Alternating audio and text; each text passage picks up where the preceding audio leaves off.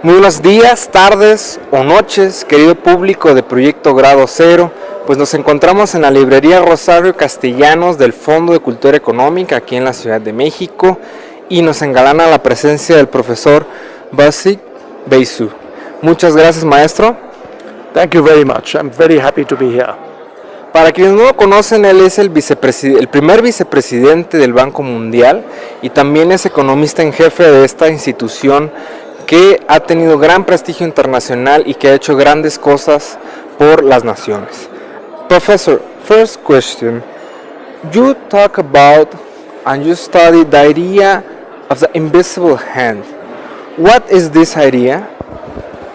The idea of the invisible hand is originally from the father of economics, Adam Smith. Adam Smith pointed out in his famous book published in 1776 that individuals interested in their own surroundings, trying to maximize their own well-being, can bring about social order. It's almost as if an invisible hand directs the actions of lots of individuals to bring about social order. It's a very powerful idea. Very deep thought went into that. However, it is also an idea that has been misused a lot. And my book is largely, there are many other things in the book, but largely trying to place the important idea of invisible hand in the right context. Well, why the invisible hand idea is considered the best way to get or to go to the better world? It's considered to be the best way by a few people, and I think they are misguided. Just to leave it to the invisible hand, individuals doing whatever they want to do, will not take you to the best possible world. It can achieve a lot, but it will also do harm. Environmental damage it will do. It can create huge inequalities. Poor people can be left completely famished and malnourished. So the invisible hand has an important role, but along with that you need certain forms of collective action. The government, there are other forms of collective bodies which need to play a role to get the maximum out of the invisible hand. Well, we know that you started this idea and you have several critics to this idea. In your recent book that you present today in Spanish, titled Más allá de la mano invisible, you do so many asseverations you do affirmations talking about this idea, the invisible hand idea. What are the principal critics to this idea and what are you proposing?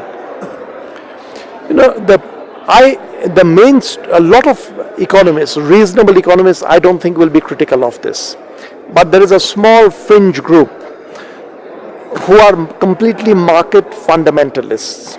They believe that the financial market, the goods market, everything should be left free. The government should not come in at all, and you'll get to optimality. That is the main criticism, but that criticism, fortunately, in economics has gone down. Now, most people realize that the invisible hand is important, but it also needs a little bit of assistance from a visible hand. So that's the line, but what kind of assistance it needs from the visible hand of the state, there is a lot of dispute. And my book takes a particular line saying that this is the way the state should act. This is the way collectivities should act to strengthen the invisible hand. Well, talking about this idea on applied to public politics, what are the pros and the against to apply this idea on the public politics, but taking the 2008 crisis? This book I finished writing it by the middle of 2009, so it does not really address the crisis directly. But the crisis is a great illustration of the complete free market, how it can go wrong. In the case of this crisis of 2008, it's in the financial sector we saw that. And we now know that in the financial sector, there can be Ponzi's, which are really schemes to cheat people out of their money. That also happens with the free market. If you leave it completely free to individuals, some people will come, they will plan a Ponzi and trap people into this. We saw a lot of that happening from 2008 onwards. So the 2008 is a confirmation of the fact that you do need intelligent regulation. But one thing I must say, the market will keep evolving. So good regulation does not mean you once make a regulation and then you go to sleep. It will work always. The market will evolve. There will be new challenges, new market behavior. So regulation also has to evolve. So you cannot write a book on regulation and say this is the last book on regulation. There will never be that. It will keep evolving over time.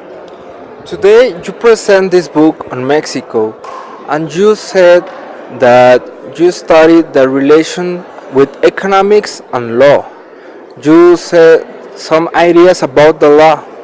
What does the law needs to do to work correctly with economic theories? I feel in many ways the part where I'm discussing law and economics is the most important part of this book. It's a complex enough argument, but in a nutshell I can tell you, in emerging economies especially, like Mexico, like China, like India, you will very often hear people say, the law is very good on paper, but it is not implemented. My take on law is that the reason the law does not get implemented is a deep mistake about the way we craft our laws.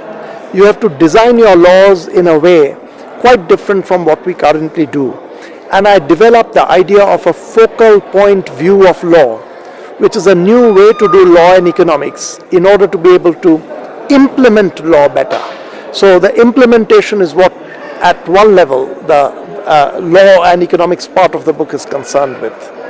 Okay, let's talk some about the World Bank. You are the Vice President of the World Bank, and we want to know what is doing the World Bank right now about the economics and the politics on economic topics.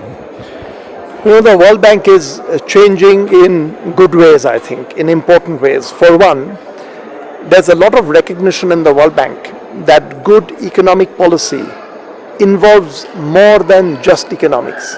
It involves politics, it involves sociology, it involves psychology. And one sign that the World Bank is serious about this is that the next World Development Report, every year we bring out a World Development Report, the next one is on the social and psychological foundations of economic behavior. This is very unusual for us to go into this, but we believe that to understand economic performance of one country, why it does so well, why another country does badly, yes, you need to understand fiscal policy, monetary policy, but you also want to understand a little bit about sociology, the psychology of human beings. And so the World Bank has broadened its agenda over there. And in terms of other areas, the World Bank today is concerned, World Bank for a very long time was concerned with poverty eradication. But now, starting with last year, we have openly declared that we are also going to pursue inclusive growth. So we are going to pay attention not just to poverty removal, but inequality as well. That a society's growth should be inclusive. The bottom end of society should be catching up with the top end of society and not falling off from there, as has happened in many countries. Well, what is doing right now the World Bank about the financial support programs for Mexico? We know Mexico participates in World Bank and has a relation, institutional relation, but what is World Bank doing for Mexico and with Mexico? This is a detailed enough topic where I would not go into with the kind of precision you may want, but let me tell you broadly a couple of areas where we are engaged with Mexico. The environment, climate, this is a topic that is of interest to Mexico and it's of interest to the World Bank, so already there has been some engagement with that. The other is, just now I was telling you about inclusive growth and shared prosperity that the World Bank is talking about. Mexico has been among the most innovative countries in terms of how it has intervened to give social benefit to the poor. It's not all praise and no criticism. There is praise and criticism. But Mexico has been very, very innovative. With your oportunidades, earlier Progresa, you've made experiments. The World Bank wants to take the best forms of intervention from one region to another. So I do believe that we are going to be more engaged with Mexico on these kinds of topics now that we are going into shared prosperity. And we hope that we will bring some good ideas to Mexico, and we will take some of the good ideas from Mexico for Brazil, for India, for South Africa, for different parts of the world. You said from the last question about the World Bank works against the poverty, work in favor to the human development and other kind of topics. But what are the main actions they are working right now? What are the main programs, the main politics that are applying right now? So the World Bank is engaged around the world on a variety of programs, from simple environmental improvements to road building so that people can go from one village to another and sell their products, to improving of waterways and the flow of basic needs from one region to another. And there are also countries where there is a certain kind of unusual environmental risk, like if there is a sudden earthquake or a tsunami. The World Bank is engaged in often very simple techniques can save a lot of lives. And I have seen in some areas like the Pacific Islands, where all you have to do is make escape routes for people when a big wave is coming. Announcement and escape routes. So these are ideas that we are taking all around the world and trying to implement them as effectively as possible. Well, we know you are an academic, you do research, do you go classes, and we want to know, what are you preparing for the future? Your research, your future works. What will we read or what will we see in the future? My future work will get influenced by my World Bank experience a lot. You realize when you come into a practical job like the World Bank job, and just before that for almost 3 years I was the chief economic advisor to the Indian government, so once again very hands-on, that a lot of the biggest challenges are in political economy. So you can have a very good theory of economics, but if you don't get the political economy of the country or the region right, you will make mistakes on policy front. So when I go back to research, I want to use my experience, the experience with the world which I'm getting through the World Bank, and hopefully write some better research papers than I've done in the past. Well, Professor, thank you very much for this time. We want to know if you want to say a message or you want to add something to this interview. Well, really, the message is my book. The message of the book is there is a twofold message. Let me say it's a threefold message. One is that keep arguments as simple as possible when you can. At times we complicate arguments unnecessarily. You should not do that. Number two is that the method of economics needs to be viewed more innovatively. And number three, which is the most important for the lay audience, that in life, economics has been very concerned about efficiency. We want to make societies more efficient. But fairness and justice is also extremely important. So when you design economic policies, pay attention to efficiency, but don't make that the last thing that you're paying attention to. Pay attention to fairness and justice so that people feel included in society. That is the message of the book, and let that be my message. Thank you. Thank you very much. We hope you visit Mexico again. I love the country, and so I hope to come back. Well, when we will hoping see your future work soon and reading in English or in Spanish on the language you publish your recent works. Thank you very much.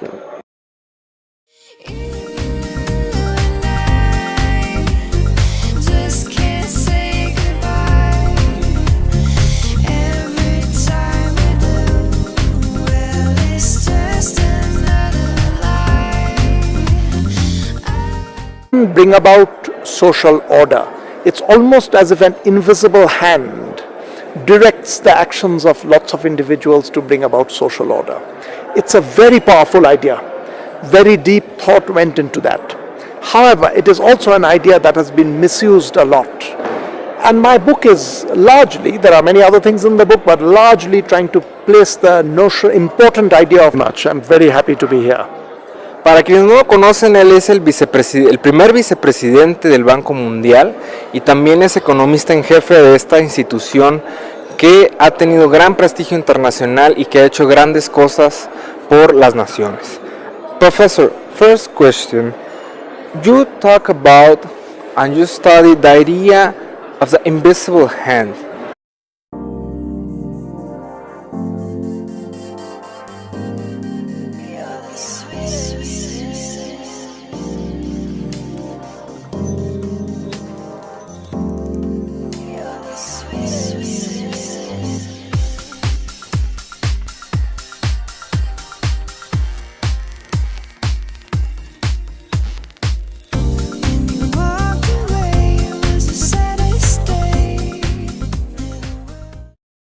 Muy buenos días, tardes o noches, querido público de Proyecto Grado Cero.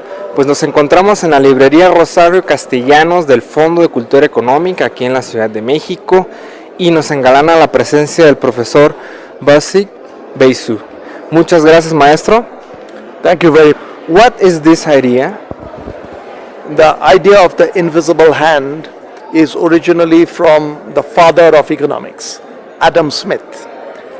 Adam Smith pointed out in his famous book published in 1776 that individuals interested in their own surroundings, trying to maximize their own well-being, can